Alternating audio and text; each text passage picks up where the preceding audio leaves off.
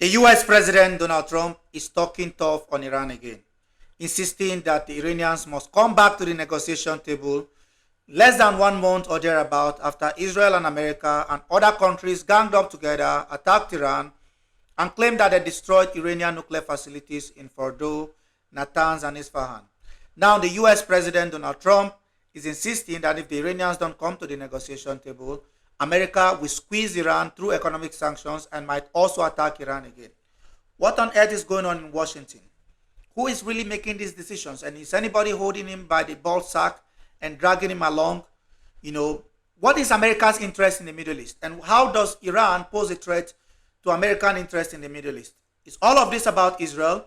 Well, the Prime Minister of Israel, Benjamin Netanyahu, also said after the attack on Iran that Israel have achieved their objectives, which is to stop Iran from getting the nuclear weapons.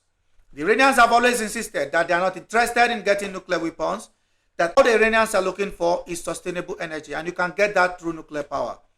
Russia and Iran are collaborating in building most of these nuclear centrifuge and nuclear plants, and Israel is insisting that all of them must be destroyed because a nuclearly armed Iran poses a threat to Israel and to the United States. In fact, Netanyahu is insisting that he is doing this for the United States.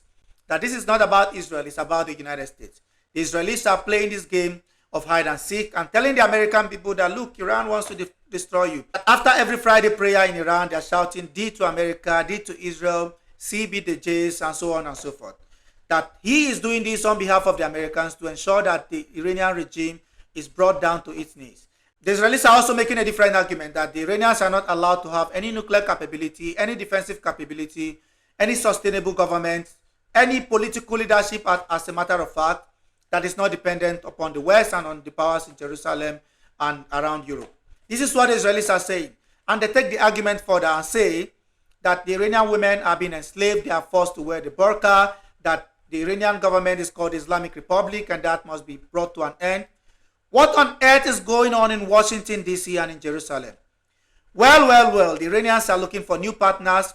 They are now buying defensive capabilities, fighter jets from China. They have switched from the GPS system to Baidu, and now Iran have the strategic edge. The Israelis are now crying that the nuclear facilities they destroyed before is not enough, that Iran must be prevented from having ballistic missiles technology, that Iran must be squeezed economically. And this is why President Trump is putting pressure on Tehran again to come to the negotiation table. So my question today is, if you claimed after the last attack that you destroyed those nuclear sites,